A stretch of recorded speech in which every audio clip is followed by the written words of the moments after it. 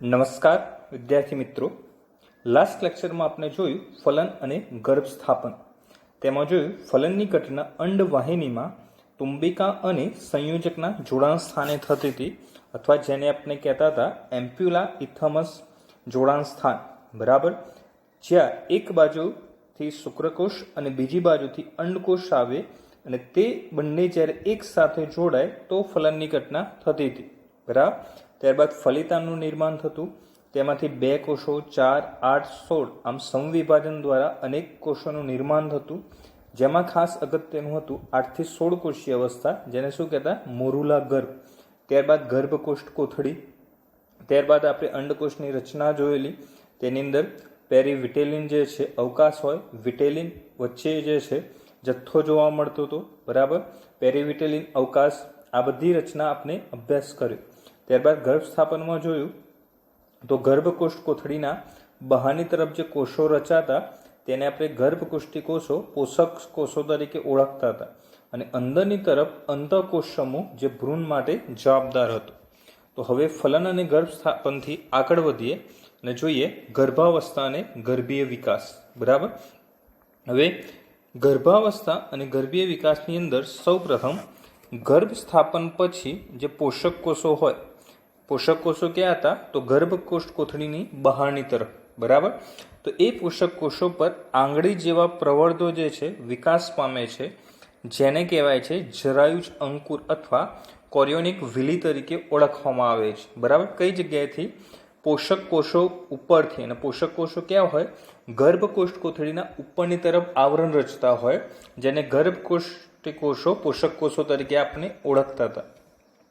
આ જે જરાયુજ અંકુર નિર્માણ થયું તે ગર્ભાશયની પેશીઓ અને માતાની રુધિર પેશી દ્વારા ઘેરાયેલો હોય છે. એટલે એના ફરતે ગર્ભાશયની જે પેશીઓ હોય અને માતાની રુધિર પેશી જે એક પ્રકારની સંયોજક પેશી છે તેના વડે ઘેરાયેલ હોય છે.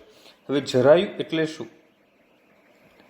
જરાયુજ અંકુરક જે પોષક કોષોમાંથી આંગળી જેવા પ્રવર્ધો નીકળે તે અને ગર્ભાશય પેશી એકબીજા સાથે સંકળાય સંયુક્ત રીતે ભ્રૂણ અને માતાના શરીર વચ્ચે રચનાત્મક અને ક્રિયાત્મક એકમ બનાવે તેને જરાયુ અથવા પ્લેઝેન્ટા કહે છે. કોના કોના વચ્ચે?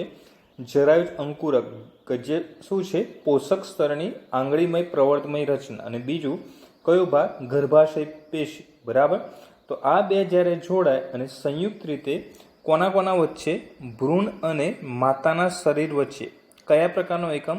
રચનાત્મક અને ક્રિયાત્મક એકમ, જેને આપણે જરાયુ તરીકે, એટલે જે છે એની અંદર શેનું બનેલું છે અને એના કાર્યો કયા છે તે એકમને ઓળખવામાં આવે છે જરાયુ અથવા પ્લેઝેન્ટા તરીકે. આ જરાયુનું કાર્ય શું હોય? તો જરાયુ ભ્રૂણને ઓક્સિજન અને પોષક ઘટકો પૂરા પાડે છે, એટલે O2ની સપ્લાય કરશે અને પોષણ પૂરું પાડશે, અને એ ઉપરાંત ભ્રૂણ દ્વારા ઓક્સિજન અને પોષક ઘટકોનો ઉપયોગ થઈ જે ઉત્સર્ગ ઘટકો નીકળશે, જેવા કે કાર્બન ડાયોક્સાઇડ અને અન્ય ઉત્સર્ગ નકામા પદાર્થો, તેનો નિકાલ કરે છે. એટલે જરાયુનું કાર્ય O2 પોષક ઘટકો પૂરું પાડવાનું અને ઉત્પાદિત જે છે ઉત્સર્ગ ઘટકોને બહાર નિકાલ કરવાનો, જેમાં ખાસ અગત્યનું CO2. ગર્ભનાળ અથવા જેને કહેવાય છે અમ્બિલિકલ કોર્ડ. બરાબર, હવે આ જે હકીકતમાં જોડાયેલી હોય જરાયુ સાથે જ. બરાબર, જરાયુ સાથે સંકળાયેલો હોય જે ભ્રૂણની અંદર અને બહાર પદાર્થોના વહનમાં મદદ કરે છે. એટલે જરાયુ દ્વારા જે કાર્ય થાય છે એના મદદરૂપ ઘટના હોય તો ગર્ભનાળ, કારણ કે જે ભ્રૂણની અંદર, એટલે O2 અને પોષક ઘટકો અંદર જાય અને જે નકામા પદાર્થો જે હોય એ શું થાય? બહાર નીકળતા હોય. તો એ બે જે ક્રિયા થાય છે એમાં જરાયુને મદદરૂપ થતી હોય છે ગર્ભનાળ અથવા અમ્બિલિકલ કોર્ડ, જે માતાના શરીર સાથે જોડાયેલી જ હોય છે. અહીંયા આકૃતિ બતાવી છે જરાયુજ અંકુરકો જે પોષક સ્તરની ઉપર પ્રવર્ધમય રચના છે. પોષક સ્તર ક્યાં હતું? ગર્ભકોષ્ઠ કોથળીના બહારની તરફ. અહીંયા જોઈ શકીએ છીએ આ કોથળીમય ભાગ અને એની બહારની તરફ જે રચના જોવા મળે છે. અહીંયા છે ગર્ભાશયની ગુહા, ત્યારબાદ જરદી કોથળી જેમાંથી પોષક જે છે ઘટકો પ્રાપ્ત થતા હોય, પછી ગર્ભ વચ્ચેની અંતઃકોષ સમૂહવાળી રચના જેમાંથી ભ્રૂણ નિર્માણ થતો હોય, વાહિનીઓ સાથે સંકળાયેલ ગર્ભનાળ એક ભાગ જોડાયેલો બહારની તરફ માતાના શરીર સાથે, જ્યારે બીજો જોડાયેલો હોય છે ગર્ભનાળ સાથે. અહીંયા જોઈ શકાય છે આ જે ભાગ જે છે એક જોડાયેલો છે ગર્ભાશય સાથે અને બીજો ક્યાં જોડાયેલો છે? ભ્રૂણ સાથે. બરાબર. જે પોષક ઘટકો ઓટુનું જે છે અંદર વહન કરવામાં અને ઉત્સર્ગ ઘટકો બહાર નીકાળવામાં મદદરૂપ થતા હોય છે. આ સિવાય છેલ્લે હાજર હોય છે ગ્રીવાના ભાગે શ્લેષ્મનો જથ્થો. બરાબર. તો આકૃતિ નામનિર્દેશન દ્રષ્ટિએ પણ અગત્યની, જેમાં ખાસ અગત્યની જરાયુજ અંકુરકો, ગર્ભાશયની ગુહા, જરદી કોથળી અને અગત્યની ખાસ રચના ગર્ભનાળ અથવા જેને આપણે કીધું અમ્બિલિકલ કોર્ડ. બરાબર. હવે આ જે ક્રિયા થતી હોય ગર્ભધારણ, એ દરમિયાન અંતઃસ્ત્રાવો ખાસ અગત્યના ભાગ ભજવે છે. અને ખાસ કરીને કયા અંતઃસ્ત્રાવો? જરાયુમાંથી મુક્ત થતા અંતઃસ્ત્રાવ. બરાબર. જરાયુ જે હોય છે એમાંથી મુક્ત થતા અંતઃસ્ત્રાવ અગત્યનો ભાગ ભજવે છે. હવે સામાન્ય રીતે આપણે જ્યારે ઋતુચક્ર જ્યારે ભણેલા ત્યારે બે પ્રકારના અંતઃસ્ત્રાવની વાત કરેલી. બરાબર. એક હતા પિટ્યુટરી ગ્રંથિ સાથે સંકળાયેલા. પિટ્યુટરી ગ્રંથિ સાથે સંકળાયેલામાં આપણે જોયેલું FSH અને LH. જ્યારે અંડપિંડીય અંતઃસ્ત્રાવમાં વાત આપણે કરેલી ઇસ્ટ્રોજન અને પ્રોજેસ્ટેરોન. બરાબર. અહીંયા જરાયુમાંથી મુક્ત થાય છે, જે એ દરમિયાન જરાયુજ અંતઃસ્ત્રાવી પેશી તરીકે વર્તે છે. બરાબર. અને કયા અંતઃસ્ત્રાવો? હ્યુમન કોરિયોનિક ગોનેડોટ્રોપિન, હ્યુમન પ્લેઝેન્ટલ લેક્ટોજન, ઇસ્ટ્રોજન અને પ્રોજેસ્ટેરોન. આ જે અંતઃસ્ત્રાવો છે, આ ચાર અંતઃસ્ત્રાવો એ શેમાંથી મુક્ત થાય છે? જરાયુમાંથી. કયા? હ્યુમન કોરિયોનિક ગોનેડોટ્રોપિન, હ્યુમન પ્લેઝેન્ટલ લેક્ટોજન, ઇસ્ટ્રોજન અને પ્રોજેસ્ટેરોન. જેમાં HCG અને HPLના નામ પણ અગત્યના શોર્ટ ફોર્મ આપેલા હોય અને આપણને ફૂલ ફોર્મ પૂછાઈ શકે. આ ઉપરાંત ગર્ભાવસ્થાના અંત ભાગમાં અંડપિંડ દ્વારા રિલેક્સિન. આ હકીકતમાં ક્યારે મુક્ત થાય? તો જ્યારે બાળ પ્રસવની ક્રિયા થતી હોય અને ગર્ભાશયના મુખનું જ્યારે વિકોચન થાય, રિલેક્સેશન થાય, એ દરમિયાન મુક્ત થતો હોય છે. ઘટના પ્રેરે છે રિલેક્સેશનની, એટલા માટે જ અંતઃસ્ત્રાવનું નામ છે રિલેક્સન.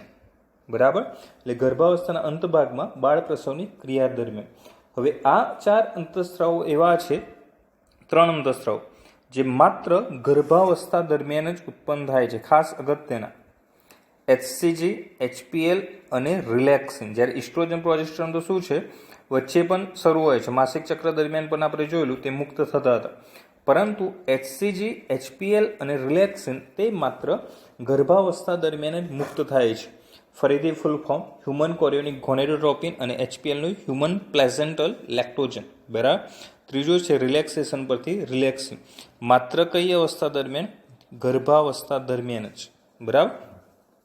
આ ઉપરાંત ગર્ભાવસ્થા દરમિયાન માતાના રુધિરમાં અન્ય અંતઃસ્ત્રાવો જેવા કે ઇસ્ટ્રોજન, પ્રોજેસ્ટેરોન, કોર્ટિસોલ, પ્રોલેક્ટિન અને થાઇરોક્સિન, જેનું સ્તર ઘણું વધી જાય છે. બરાબર. હવે અહીંયા વારાફરતી જોઈએ તો ઇસ્ટ્રોજન, પ્રોજેસ્ટેરોન ક્યાંથી મુક્ત થતા હોય છે? અંડપિંડમાંથી. બરાબર. કોર્ટિઝોલ જે સ્ટીરોઇડલ અંતઃસ્ત્રાવ છે, પ્રોલેક્ટિન જે આપણે જોયેલું પિટ્યુટરી ગ્રંથિ સાથે સંકળાયેલું હોય છે, અને થાઇરોક્સિન થાઇરોઇડ ગ્રંથિ સાથે. એટલે અંડપિંડીય અંતઃસ્ત્રાવનું પ્રમાણ તો વધે છે, પણ જોડે જોડે પિટ્યુટરી અંતઃસ્ત્રાવ અને થાઇરોઇડ અંતઃસ્ત્રાવ થાઇરોક્સિન, જેને આપણે T4 તરીકે પણ ઓળખતા હતા, તેનું સ્તર પણ ઘણું વધી જાય છે. બરાબર. એ સ્તરમાં શું થાય? વધારો. પણ જો ગર્ભાવસ્થા દરમિયાન ઉત્પન્ન થતા અંતઃસ્ત્રાવો હોય જે એક જ વખત થાય છે, કયા? HCG, HPL અને રિલેક્સિન. જ્યારે પ્રમાણ કોનું વધે? Oestrogen, progesterones, cortisol, prolactin, thyroxine. બરાબર. એનું પ્રમાણ વધી જાય છે. આ અંતઃસ્ત્રાવોનું જ્યારે સ્તર વધી જાય, ઉત્પાદન વધી જાય છે, ત્યારે ગર્ભની વૃદ્ધિના આધાર માટે માતામાં ચયાપચયિક ફેરફારો અને ગર્ભાવસ્થાની જાળવણી માટે આવશ્યક છે. હવે નોર્મલ જ્યારે વ્યક્તિ જીવન જીવતો હોય, દાખલા તરીકે સ્ત્રી નોર્મલ જીવન જીવે છે, એ ગર્ભ અવસ્થા ધારણ કરેલી નથી, તો અંતઃસ્ત્રાવનું પ્રમાણ જે છે માત્ર એના શરીર પૂરતું જરૂરી છે. પણ હવે શું થશે? બાળક જોડે ભાગ ભજવે છે, તો બાળકને પણ જે છે અંતઃસ્ત્રાવની જરૂર પડશે. બરાબર. એટલા માટે આ અવસ્થા દરમિયાન અંતઃસ્ત્રાવનું પ્રમાણ પણ વધે, અને પ્રમાણ જેવું વધે એટલે ચયાપચયિક ફેરફારો થાય, ચય અપચય શક્તિ નિર્માણ થવાની અને વિઘટન થવાની ક્રિયા પણ બદલાય અને એક જે ફેરફારો થાય એ માટે જ આ જે ઉત્પાદન જે છે અંતઃસ્ત્રાવમાં વધી જાય છે. અને બીજું ગર્ભની વૃદ્ધિ માટે આ બે ક્રિયાઓ જોડે થતી હોય એટલે તેના સ્ત્રાવમાં જે છે વધારો થતો આપણને જોવા મળે છે. તો અંતઃસ્ત્રાવો ખાસ યાદ રાખીશું. એચસીજી એચપીઆર રિલેક્સિન એક જ દરમિયાન જ્યારે કોનું સ્તર વધી જાય તો ઇસ્ટ્રોજન, પ્રોજેસ્ટ્રોજન્સ, કોર્ટિસોલ, પ્રોલેક્ટિન અને થાઇરોક્સિન. બરાબર. ગર્ભ સ્તરની અંદર કયા ફેરફાર થાય તે જોઈએ. ગર્ભ સ્તર પ્રાણી સૃષ્ટિની અંદર આપણે ભણી ગયા છે મુખ્યત્વે 3 ગર્ભ સ્તર હોય: બાહ્ય ગર્ભ સ્તર, મધ્ય ગર્ભ સ્તર અને અંતઃ ગર્ભ સ્તર. બરાબર. પ્રાણી સૃષ્ટિમાં ત્રિગર્ભ સ્તરીય જે પ્રાણીઓ આપણે ભણેલા ત્યારે આ શબ્દ આપણે થોડા પરિચિત છીએ. ગર્ભ સ્થાપન જેવો થયો ગર્ભાશયની અંદર તો અંતઃકોષ સમૂહ જે હોય છે, બરાબર, એ બાહ્ય ગર્ભ સ્તર અને અંતઃ ગર્ભ સ્તરમાં વિભેદન પામે. એટલે જે એક કોષોનો સમૂહ હોય તેમાંથી બે જે છે ગર્ભ સ્તર છૂટા પડે છે, બાહ્ય અને અંતઃ. બરાબર. અને એ બંને વચ્ચે કયો ગર્ભ સ્તર ઉત્પન્ન થાય છે? મધ્ય ગર્ભ સ્તર. એટલે બહારની તરફ, ત્યારબાદ અંતઃ તરફ, આ બહારની તરફ હોય એક અંદરની તરફ અને વચ્ચે હોય મધ્ય. બરાબર. 3 ગર્ભ સ્તર થતું જોવા મળે. અને આ 3માંથી વારાફરતી શરીરના જુદા જુદા અંગોનું નિર્માણ થાય છે. જેમ કે આપણે સ્નાયુ ભણેલા તો કયા સ્તરમાંથી હતા? મધ્ય ગર્ભ સ્તરમાંથી. બરાબર. તો મધ્ય ગર્ભ સ્તરમાંથી સ્નાયુનું નિર્માણ થતું જોવા મળતું હતું. તો એવા જુદા જુદા મનુષ્યની જે બધી પેશીઓ છે અને અંગોનું નિર્માણ થતું જોવા મળે છે. ત્યારબાદ ખાસ અગત્યના છે સ્ટેમ સેલ્સ. સ્ટેમ સેલ્સ અંતઃકોષ સમૂહ, કોષોનો એવો સમૂહ કે જેમાંથી બધી જ પેશીઓ અથવા અંગોના નિર્માણની ક્ષમતા હોય છે. હવે સામાન્ય રીતે આ પ્રકારના કોષો જે છે પ્લાસ્ટિક સર્જરી માટે મેક્સિમમ યુઝ થતા હોય છે. કઈ રીતે? તો જ્યારે માનવ શરીરની સર્જરી કરવાની હોય, પ્લાસ્ટિક સર્જરી, એમાં બીજી જગ્યાએથી કોષો જો લેવામાં આવે અને એ કોષો જો પૂરતા ન હોય તો એ કોષોને માધ્યમમાં જે છે ઉછેરવામાં આવે ત્યારે એ કોષો જેમાંથી બીજા કોષો વિકાસ પામે છે તો એ વિકાસ પામવાનો જે આધારક કોષો જે છે એને જ કહેવાય છે સ્ટેમ સેલ્સ. બરાબર. તો સ્ટેમ સેલ્સ જે છે તે એવા કોષો છે જેમાંથી શું નિર્માણ થાય છે? બધી જ પેશીઓને અંગોના નિર્માણની ક્ષમતા રહેલી છે. જે કેવા હોય છે? અંતઃકોષ સમૂહ. બરાબર. ગર્ભકોષ કોથળીના અંદરની તરફ. મનુષ્યમાં ગર્ભાવસ્થા કેટલા? 9 મહિના સુધી ચાલતી હોય છે. 9 મહિના પ્લસ માઇનસ 7 દિવસ, 7 દિવસનો જે છે વધઘટ થતી જોવા મળતી હોય છે. હવે આ જે સમયગાળો છે એ પણ એક્ઝેક્ટ હોતો નથી. જેવી સ્ત્રીની જે છે દેહધાર્મિક ક્રિયાઓ, આજુબાજુનું વાતાવરણ છે, શરીરની આંતરિક રચના, અંતઃસ્ત્રાવીય ફેરફારો, એના સાથે સંકળાયેલો ખોરાક, બાહ્ય પરિસ્થિતિ, એ બધા જ પરિબળો ભાગ ભજવે છે. એટલે એની અંદર પણ, પરંતુ અહીંયા જે એવરેજ આપણને આપેલું છે તે હોય છે સામાન્ય રીતે 9 મહિના અને પ્લસ ઓર માઇનસ 7 દિવસ. એટલે થોડા 7 દિવસ વધી પણ શકે અથવા 9 મહિનામાં 7 દિવસ ઘટી પણ શકે. જ્યારે કૂતરા, હાથી અને બિલાડીની અંદર આ સમયગાળો ગર્ભ અવધિકાળ જે છે એ જુદો જુદો જોવા મળતો હોય છે.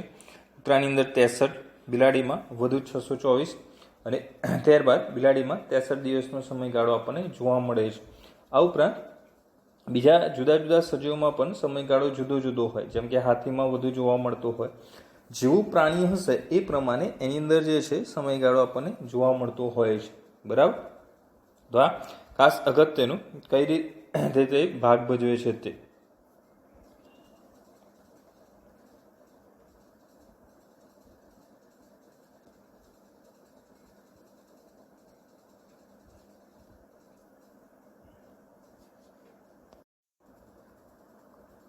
તો જે સમયગાળો હોય કૂતરા, હાથી અને બિલાડીમાં જે 63, 624 અને 63 દિવસનો આપણને જોવા મળતો હોય છે. ત્યારબાદ જોઈએ મનુષ્યની અંદર ગર્ભાવસ્થા દરમિયાન કઈ કઈ મુખ્ય ઘટનાઓ જોવા મળતી હોય છે તે. આમ હકીકતમાં 9 મહિનાનો સમયગાળો હોય, પણ નવા સિલેબસમાં ટેક્સ્ટબુક પ્રમાણે માત્ર આપણે 6 માહિતી જે છે ગર્ભાવસ્થાની થોડીક યાદ રાખવાની છે.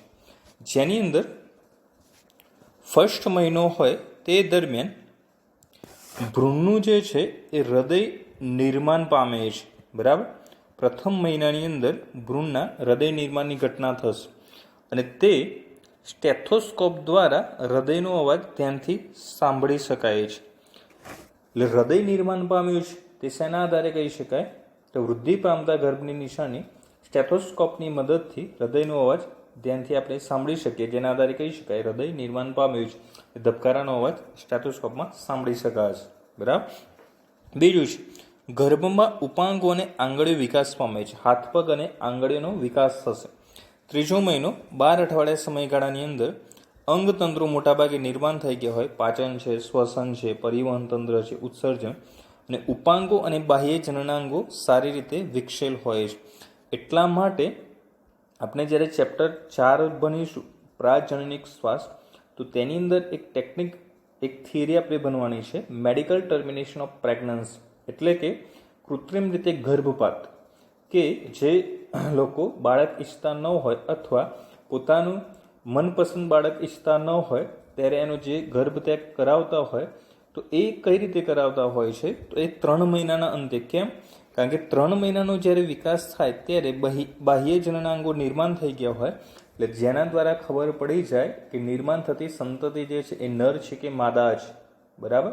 એટલે 3 મહિનાના અંતે એ ઘટના થતી હોય, પછી એના પર પ્રતિબંધ લાગી ગયો અને એ ઘટના હાલમાં ઘટાડો નોંધાયો, સંપૂર્ણ બંધ થઈ ગયું છે એવું આપણે કહી શકતા નથી, પણ પહેલાંના સરખામણીમાં ઘણો ઘટાડો થયેલો છે.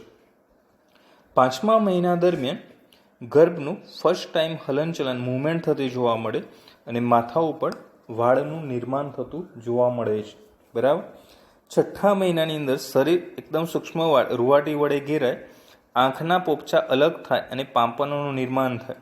તો એનો અર્થ એવો થયો કે બાળક જે છે આંખ ખુલવાની શરૂઆત થાય 6ઠ્ઠા મહિનાની અંદર. બરાબર. એના પહેલાં આંખો જે છે, પોપચા જે છે આંખ સાથે જોડાયેલા હોય, એટલે ખુલવાની ક્રિયા થઈ શકતી નથી. અને 9મા મહિને ગર્ભ સંપૂર્ણ વિકસિત બને અને પ્રસવ માટે તૈયાર હોય છે. એ બાળ પ્રસવની ક્રિયા થશે અને બાળકનો જન્મ થશે. બરાબર. તો પ્રથમ મહિના માટે શબ્દ ખાસ આપણે યાદ રાખીશું, હૃદય. બરાબર. બીજા માટે ઉપાંગો અને આંગળીઓ. ત્રીજા માટે અંગતંત્રો અને ખાસ અગત્યનું બાહ્ય જનનાંગો, જેના આધારે જાતિ જાણી શકાતી હોય છે. 5મા મહિને ફર્સ્ટ ટાઈમ હલનચલન થશે અને માથા ઉપર વાળવાળા 2 મુદ્દા યાદ રાખવાના છે. 5મો અને 6ઠ્ઠો મહિનો. 5મા મહિનામાં માત્ર માથા ઉપર, જ્યારે 6ઠ્ઠા મહિનામાં આખું સમગ્ર શરીર. બરાબર. અને આંખો ખોલવાની ક્રિયા. બીજું પણ એક ખાસ કે ગર્ભ વિકાસ જ્યારે થતો હોય ત્યારે શરૂઆતના સમયગાળામાં શીર્ષનું જે કદ જે છે એ સમગ્ર માનવ દેહ કરતાં પણ મોટું હોય છે. એટલે પહેલાં શીર્ષનો વિકાસ વધુ થાય છે, પછી જ બીજા અંગોનું જે છે વિકાસની શરૂઆત થતી હોય છે. બરાબર.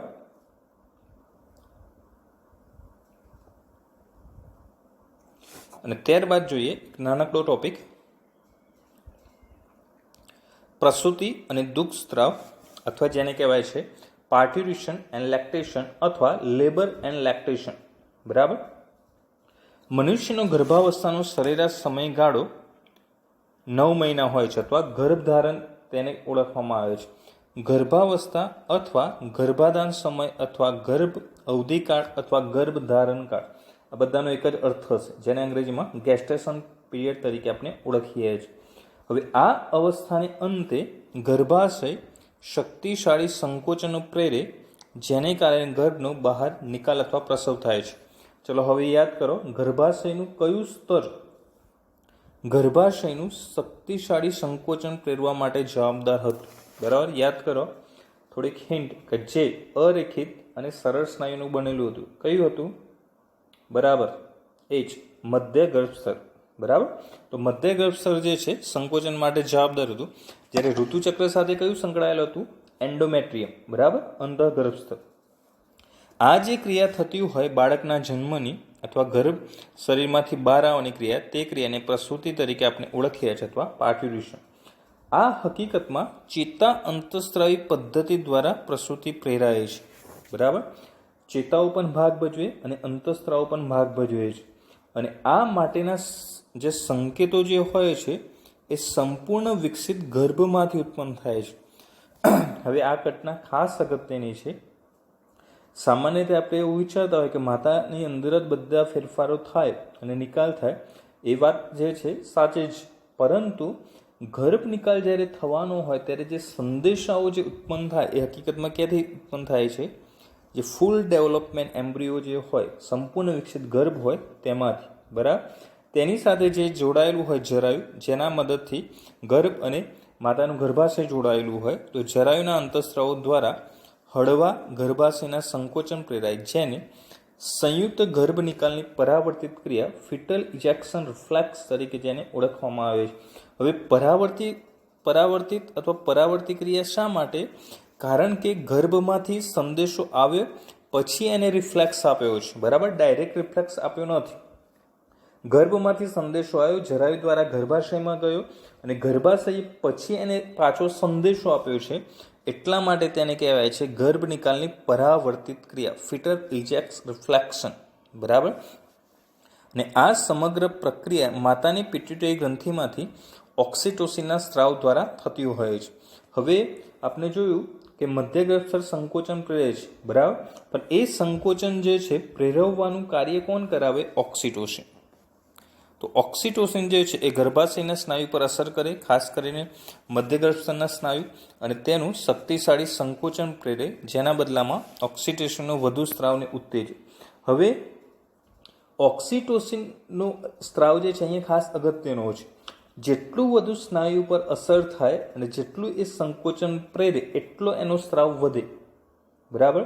એટલે એના કારણે શું થશે? પ્રબળ સંકોચન પ્રેરાશે. એટલે સંકોચન ઓક્સિટોસિન દ્વારા ગર્ભાશય પર અસર થાય, સંકોચન થાય, પાછો ઓક્સિટોસિન જે છે વધુ સ્ત્રાવ ઉત્તેજવાની ક્રિયા થતી હોય છે. આમ ગર્ભાશયના સંકોચન અને ઓક્સિટોસિનના સ્ત્રાવ વચ્ચેની પરાવર્તિત ક્રિયા સતત ચાલવાના પરિણામે વધુને વધુ શક્તિશાળી સંકોચનો પ્રેરાય છે. હકારાત્મક પ્રતિપોષી નિયમન. કારણ કે જેટલો ઓક્સિટોસિનનો સ્ત્રાવ થશે એટલો જ ડાયરેક્ટ જે છે સંકોચન વધશે, બરાબર. એટલા માટે તેને કહેવાય છે હકારાત્મક પ્રતિપોષી નિયમન. શા માટે? જો ઓક્સિટોસિનનો સ્ત્રાવ વધતો હોત અને સંકોચનની ક્રિયા ઘટે તો તેને નકારાત્મક પ્રતિપોષી નિયમન કહેવાય, બરાબર. પણ અહીંયા શું થાય છે? ઓક્સિટોસિનનો સ્ત્રાવ વધે તો સંકોચન પણ સતત વધે છે, પરાવર્તિત જે ક્રિયા હોય તે પણ સતત વધે. એટલા માટે તેને કહેવાય છે હકારાત્મક પ્રતિપોષી નિયમન. આ ટોપિકની અંદર આ બે શબ્દો ખાસ અગત્યના છે: સંયુક્ત ગર્ભ નિકાલની પરાવર્તિત ક્રિયા અને હકારાત્મક પ્રતિપોષી નિયમન, જે સંકળાયેલા છે અહીંયા અંતઃસ્ત્રાવ ઓક્સિટોસિન સાથે અને અહીંયા જે છે સંદેશા સાથે. આમ ઓક્સિટોસિન અંતઃસ્ત્રાવ અને એ માટેનો સંદેશો ચેતાતંત્ર દ્વારા મળતો હોય, એટલે આખી પદ્ધતિ આપણે કઈ કહીએ છીએ? ચેતા અંતઃસ્ત્રાવી પદ્ધતિ, બરાબર. ન્યુરો એન્ડોક્રાઇન્સ જે છે સિસ્ટમ. કારણ કે ચેતાતંત્ર દ્વારા જ રિફ્લેક્સ સંદેશો મળે અને ઓક્સિટોસિનનો સ્ત્રાવ થાય. તો હવે મને ખાસ ઓક્સિટોસિનનું અન્ય નામ અને ઓક્સિટોસિન પિટ્યુટરીના કયા ભાગમાંથી સ્ત્રાવ થાય છે તે કમેન્ટમાં લખીને જણાવજો. મેં લાસ્ટ ટાઈમ જ્યારે આપણે વરુથિકા ભણેલા ત્યારે પણ કમેન્ટ્સમાં લખવાનું કીધેલું, પણ લગભગ એક જ રિપ્લાય આવેલો. તો રિપ્લાય આપો, જેના આધારે ખબર પડે કે તમે કેટલું જે છે રીડિંગ કરો છો, બરાબર. તો ખાસ જણાવવાનું છે ઓક્સિટોસિનનું અન્ય નામ અને પિટ્યુટરીના કયા ભાગમાંથી તેનો સ્ત્રાવ થાય છે તે, બરાબર. હવે આ જે છે જેવો સ્ત્રાવ થયો એટલે બાળકનો પ્રસવ માર્ગ દ્વારા ગર્ભાશયમાંથી શું થાય? બહાર નિકાલ થાય, જેને પ્રસૂતિ કહેવાય. અને બાળ જન્મ બાદ જરાયુ પણ ગર્ભાશયમાંથી બહાર આવે છે. જે કોષો જે હોય થોડા તૂટે, જેના કારણે જરાયુ પણ બહાર આવવાની ઘટના થાય છે. અને છેલ્લે દુગ્ધ સ્ત્રાવ. માદાની સ્તન ગ્રંથિઓ. હવે યાદ કરો, સ્તન ગ્રંથિઓ કયા સ્નાયુ પર ગોઠવાયેલી હતી? તો મેજર પેક્ટોરાલિસ, બરાબર. તો મેજર પેક્ટોરાલિસ સ્નાયુ પર ગોઠવાયેલી હતી. તો સ્તન ગ્રંથિઓ ગર્ભાવસ્થા દરમિયાન વિભેદીકરણ પામે અને ગર્ભાવસ્થાના અંતે દુઃખસ્ત્રાવ તરીકે ઓળખાતી પ્રક્રિયા દ્વારા દૂધ ઉત્પાદન થાય છે. હવે ગર્ભાવસ્થા દરમિયાન વિભેદીકરણ એટલે શું? ગર્ભનું સ્થાપન થયું એ દરમિયાન સ્તન ગ્રંથિમાં જે છે ફેરફારો સ્ટાર્ટ થઈ જાય, બરાબર. જે આપણે જોયેલું, જે સ્તનતુંબિકાનું નિર્માણ થતું અને એના અગ્રભાગે દુગ્ધવાહિની અને નિપલ જે છે સંકળાયેલી હતી. તો એ જે ડેવલપમેન્ટ જે થતું હોય છે એ ગર્ભાવસ્થા દરમિયાન જ થઈ જાય, બરાબર. અને જેવું જ પછી બાળક પ્રસવની ક્રિયા થાય એટલે જે છે એ સ્તનમાંથી દૂધ જે છે મુક્ત થવાની ક્રિયા થશે, બરાબર. જેવી જ બાળ પ્રસવની ક્રિયા થાય એટલે સ્તનમાંથી નવજાત શિશુ માટે માતા દ્વારા સ્તન મારફતે દૂધ જે છે ખોરાક તરીકે આપવામાં આવે છે. શરૂઆતના કેટલાક દિવસો દરમિયાન જે માતાના દૂધ ઉત્પાદન થતું હોય તેને ઓળખવામાં આવે છે કોલોસ્ટ્રમ અથવા નવસ્તન્ય દૂધ તરીકે. જે સામાન્ય પીળાશ પડતું હોય, કોલોસ્ટ્રમ ઘટક જે સામાન્ય પીળાશ પડતું હોય અને તે ઘણા એન્ટીબોડી IgA ધરાવે છે, બરાબર. ખાસ અગત્યનું IgA, ઇમ્યુનોગ્લોબ્યુલિન A, બરાબર. ઇમ્યુનોગ્લોબ્યુલિન ઘણા બધા પ્રકારના હોય છે. Immunoglobulin G, immunoglobulin M, immunoglobulin D, E. આમ જોવા જઈએ તો 5 હોય: G, A, M, D અને E. ગેમા, આલ્ફા, મ્યુસિન, ડેલ્ટા અને એપ્સિલોન, આ 5 પ્રકારના જે છે ઇમ્યુનોગ્લોબ્યુલિન હોય. અહીંયા કયો ભાગ ભજવે છે? ઇમ્યુનોગ્લોબ્યુલિન A, જે નવજાત શિશુમાં પ્રતિકારકતા વિકસાવવા આવશ્યક છે. અને બાળકની શરૂઆતના સમયગાળા સુધી સ્તનપાન કરાવવાની ભલામણ ડૉક્ટરો દ્વારા સ્વસ્થ બાળકના ઉછેર માટે કરવામાં આવે છે. મિનિમમ કેટલા મહિના સુધી? 6 મહિના સુધી. હવે એક ઉદાહરણ સમજાવવાના મારફતે કે સ્તનપાનનો ફાયદો કેટલો થતો હોય છે તે. તો સામાન્ય રીતે આપણે જોતા હોઈએ તો ઘણા પ્રકારના લોકો આપણે જોતા હોઈએ છીએ. એક મજૂર વર્ગના લોકો હોય, એક વેલ સેટ લોકો જે હોય, બરાબર, કે જે હંમેશા વેલ સેટ થયેલા હોય, ધંધા નોકરી વ્યવસ્થિત ચાલુ હોય અને બિઝી શેડ્યુલમાં રચાપચા રહેતા હોય, બરાબર. અને એક બાજુ મજૂર વર્ગ છે જે માત્ર મજૂરી પર જ નિર્ભર કરતો હોય. તો તમે જોઈ શકો છો કે જે મજૂરી વર્ગના બાળકો જે હોય એ સ્તનપાન જે છે એ વધુ કરતા હોય છે. કેમ? કારણ કે બીજો જે છે સોર્સ એટલો ઝડપથી અવેલેબલ હોતો નથી કે જે ખોરાક તરીકે પ્રાપ્ત થઈ શકે. જ્યારે ધનાઢ્ય કુટુંબના જે વ્યક્તિઓ હોય તે બીજો સોર્સ અવેલેબલ હોય એટલે સ્તનપાન જે છે એ બાળકને ઝડપથી છોડાઈ દેવામાં આવે છે. એટલે 6 મહિના પણ જે છે બાળકને માતાનું જે છે દૂધ મળી રહેતું નથી. તો તેના કારણે શું થાય છે? આપણે જોઈ શકીએ છીએ જે મજૂર વર્ગનું બાળક હોય, આજુબાજુ ગમે તે ઋતુ હોય છતાં બીમાર પડવાની ઘટના એકદમ ઓછી થાય છે. કેમ? કારણ કે સ્તનપાન વધારે થયું હોય તો એના દ્વારા તેના શરીરમાં કોલેસ્ટ્રોલ સૌથી વધુ ગયું હશે, એ પ્રતિકારકતા પણ કેવી હશે? વધારે. જ્યારે અન્ય બાળકની અંદર કે જે ગર્ભ શ્રીમંત હોય અથવા બિઝી શેડ્યુલ હોય, સ્તનપાન ઓછું મળ્યું હોય તો તેના અંદર શું થશે? સ્તનપાન ઓછું થયું હોય તો કોલેસ્ટ્રોલનું પ્રમાણ ઓછું હશે. તો સામાન્ય પણ જે છે ફેરફારો થતા હોય તો બીમાર પડવાની ઘટના નોંધાતી હોય છે. એટલે ટૂંકમાં મજૂર વર્ગના બાળકની કમ્પેરિઝનમાં જે સામાન્ય અન્ય બાળક હોય એ પ્રતિકારક દ્રષ્ટિએ ઓછી એની અંદર જોવા મળતું હોય. શેના કારણે? કોલેસ્ટ્રોલ પ્રમાણને કારણે. તો અહીંયા જે છે છેલ્લો ટોપિક આપણો પૂર્ણ થયો, પ્રસૂતિ અને દુઃખસ્ત્રાવ, બરાબર. તો અહીંયા જે છે આપણું ચેપ્ટર 3 સંપૂર્ણ પૂર્ણ થાય છે. તો આ વિડીયોનો વ્યવસ્થિત અભ્યાસ કરો. એકવાર ખબર ના પડે તો 2 થી 3 વાર જુઓ. એટલે વારંવાર જે છે અભ્યાસ કરવાથી આપણા દરેક કોન્સેપ્ટ જે છે ક્લિયર થશે. ગર્ભાવસ્થા, ગર્ભીય વિકાસ, પ્રસૂતિ અને દુઃખસ્ત્રાવને એનિમેશન દ્વારા સમજવાનો પ્રયત્ન કરીએ.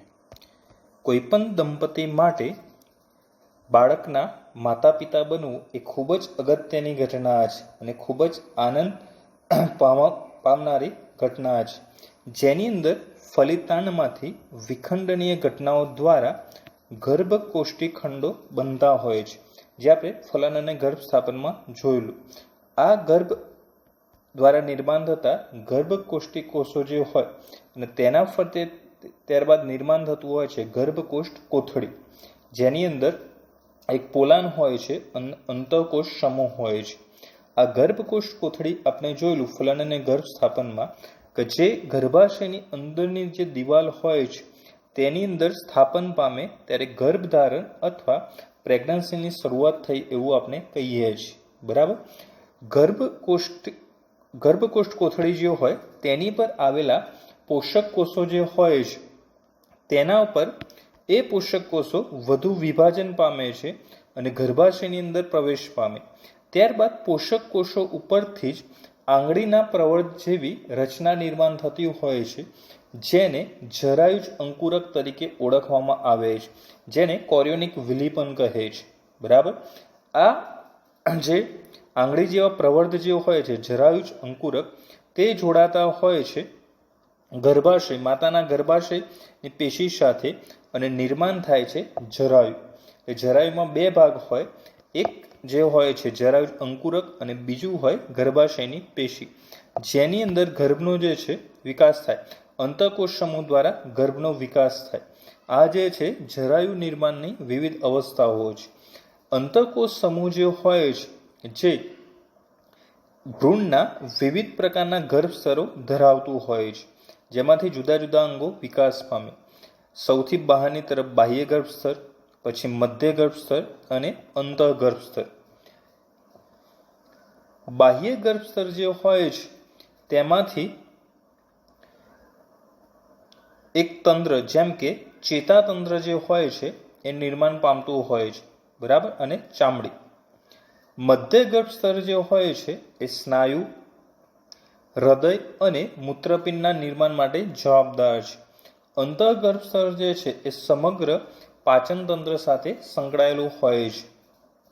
આ ઉપરાંત અંતઃકોશ સમૂહ કેટલાક વિશિષ્ટ પ્રકારના કોષો ધરાવે છે, જેને સ્ટેમ સેલ્સ તરીકે ઓળખવામાં આવે છે, જેમાંથી શરીરના કોષો અને પેશીનું નિર્માણ થઈ શકે છે. બરાબર. ખાસ અગત્યના સ્ટેમ સેલ્સ. શરૂઆતમાં ગર્ભ જે છે એક ડિસ્ક જેવો આકાર ધારણ કરે અને ત્યારબાદ તેમાંથી બંને તરફથી જુદા જુદા પ્રકારના કોષોનો વિકાસ થાય છે. અંદરના કોષો વધુ વિકાસ પામે. જ્યારે અંદરના કોષો વધુ વિકાસ પામે તે દરમિયાન નળાકાર ભ્રૂણ જે છે જોવા મળે છે. આ ભ્રૂણ જે હોય છે એ ગર્ભાશયની દિવાલ સાથે જરાયુ વડે જોડાયેલું હોય છે. બરાબર. જરાયુની સાથે જોડાયેલી હોય છે ગર્ભનાળ અથવા જેને કહેવાય છે અમ્બિલિકલ કોર્ડ, જે મદદરૂપ હોય છે. આ જરાયુ દ્વારા માતાના શરીરમાંથી બાળકને ઓક્સિજન, પોષક ઘટકો અને અંતઃસ્ત્રાવો પ્રાપ્ત થાય છે. જ્યારે એ જ માર્ગ મારફતે વેસ્ટેજ, ઉત્સર્ગ પદાર્થો અને કાર્બન ડાયોક્સાઇડ ભ્રૂણમાંથી માતાના શરીરમાં પ્રવેશે છે. તે દરમિયાન ગર્ભનાળ મદદરૂપ થતું હોય છે. અહીંયા રચના દર્શાવેલી છે ગર્ભનાળ અને જરાયુની. જુદો જુદો જે ગર્ભ વિકાસ થતો હોય તેમાં પ્રથમ મહિને હૃદયનું નિર્માણ થતું જોવા મળે છે, જે સ્ટેથોસ્કોપ દ્વારા અવાજ સાંભળીને સ્પષ્ટતા કરી શકાય છે. બીજા મહિના દરમિયાન ઉપાંગો અને કેટલીક આંગળીઓ જે છે વિકસિત પામતી જોવા મળે છે. ત્રીજા મહિના દરમિયાન ઉપાંગો જે છે વ્યવસ્થિત વિકાસ પામેલા હોય અને ત્રીજા મહિના દરમિયાન જ બાહ્ય જનનાંગોની ઓળખ કરી શકાતી હોય છે. ત્યારબાદ આપણે જોયેલું પાંચમા અને છઠ્ઠા મહિનાની અંદર એક જેની અંદર જોયેલું કે માથા ફરતે વાળ નિર્માણ થાય. ત્યારબાદ સમગ્ર શરીર જે છે સૂક્ષ્મ વાળ વડે ઘેરાય. આંખોના પોપચા જે છે છૂટા થાય છઠ્ઠા મહિનાની અંદર અને આંખો ખોલવાની ઘટના થતી હતી. ત્યારબાદ આ વિકાસ જે છે આગળ વધતો જા સાતમા મહિને આ પ્રકારનો જે છે સંપૂર્ણ વિકાસ થયેલો આપણને જોવા મળે અને નવમા મહિના દરમિયાન આખો સંપૂર્ણ વિકાસ જે છે બાળકનું નિર્માણ અંદર થઈ ગયું હોય છે, જે ત્યારબાદ બાળ પ્રસવની ક્રિયા દ્વારા શરીરની બહાર નિકાલ થતો હોય છે. માતાના શરીરની અંદર ગર્ભાશય જે હોય છે તેના અંદર જે ભ્રૂણ જે રહેલું હોય છે અથવા જે ગર્ભ નિર્માણ થયેલું હોય છે તેની અંદર કેટલાક ફેરફારો થતા હોય છે, જેમાં જરાયુના અંતઃસ્ત્રાવો અને અંડપિંડી અંતઃસ્ત્રાવો ખાસ ભજવે છે. અંડપિંડમાંથી મુક્ત થતો હોય છે રિલેક્સિન, જ્યારે જરાયુમાંથી મુક્ત થતા હોય છે હ્યુમન કોરિયોનિક ગોનેડોટ્રોપિન HCG અને હ્યુમન પ્લેસેન્ટલ લેક્ટોજન HPL. બરાબર. ખાસ અગત્યનું HCG, HPL અને રિલેક્સિન આ ત્રણ અંતઃસ્ત્રાવો એવા છે સ્ત્રીમાં માત્ર ગર્ભાવસ્થા દરમિયાન સ્ત્રાવ પામે છે. આ ઉપરાંત ગર્ભાવસ્થા દરમિયાન જુદા જુદા અંતઃસ્ત્રાવો જેવા કે ઇસ્ટ્રોજન, પ્રોજેસ્ટ્રોજન, કોર્ટિસોલ, પ્રોલેક્ટિન અને થાઇરોક્સિન તેનું સ્તર ખૂબ જ વધી જતું હોય છે, જે આ ક્રિયાઓમાં મદદરૂપ થતું હોય છે, જેમાં ઇસ્ટ્રોજન અને પ્રોજેસ્ટેરોન જે હોય છે એ પ્રસૂતિ જાળવવામાં અને જે એના અંદર જે ચેન્જીસ થાય, જે મેન્સ્ટ્રુએશન ચક્ર અથવા જે ઋતુચક્ર જે હોય છે બંધ કરવા માટે જવાબદાર હોય, અને એ દરમિયાન અંતઃગર્ભસ્તરની જે દિવાલની તૂટતી હોય તે અટકાવવામાં પણ મદદરૂપ થતું હોય છે. આ જ અવસ્થા દરમિયાન સ્તન ગ્રંથિની અંદર પણ ફેરફારો પ્રેરાય છે અને સ્તન ગ્રંથિ વિકાસ પામી દૂધના સંગ્રહ માટે તૈયાર થતી હોય છે, જેને દુગ્ધ સ્ત્રાવના સમયગાળા તરીકે આપણે ઓળખીએ છીએ. સામાન્ય રીતે ગર્ભ જ્યારે વિકાસ પામતો હોય તો રિફ્લેક્સ પ્રક્રિયા દ્વારા ગર્ભ નિકાલની ક્રિયા થતી હોય છે. બરાબર, આપોઆપ સીધી થઈ જતી નથી. જરાયુ જે હોય તેના દ્વારા સંદેશાઓ જે છે એ મોકલવામાં આવે છે પિટ્યુટરી ગ્રંથિમાં, અને પિટ્યુટરી ગ્રંથિના પશ્વ ભાગેથી મુક્ત થતો હોય છે ઓક્સિટોસિન. તે ઓક્સિટોસિન જે છે પ્રસવની ક્રિયા પ્રેરે છે. આમ સંદેશાઓ જરાયુમાંથી પિટ્યુટરીમાં ગયા અને ત્યાંથી સંદેશો પાછો ગર્ભાશયમાં આવે ત્યારે જ ગર્ભાશયની ક્રિયા સ્ટાર્ટ થઈ. એટલા માટે આ ક્રિયાને આપણે પ્રતિપોષી નિયમન તરીકે અથવા રિફ્લેક્સ પ્રક્રિયા તરીકે ઓળખતા હતા. બરાબર.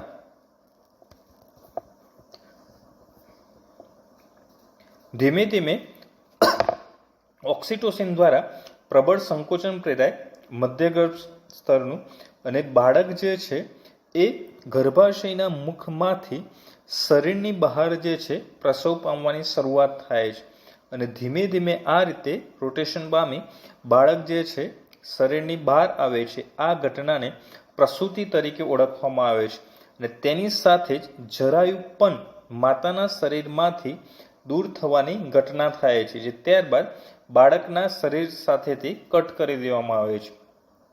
બાળકના જન્મ થયા પછી સ્તનપાન ખાસ અગત્યની ઘટના છે, કારણ કે માતાના સ્તનની અંદર રહેલું હોય છે કોલોસ્ટ્રમ, જે ઇમ્યુનોગ્લોબિન એ ધરાવે છે અને રોગ પ્રતિકારકતા વધારે છે.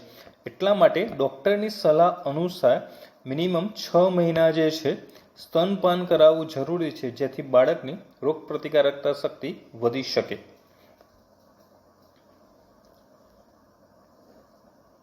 આમ ફલિતાંડથી શરૂ કરી ધીમે ધીમે ક્રમશઃ સંપૂર્ણ બાળક જે છે નિર્માણ થવાની ઘટના થાય છે.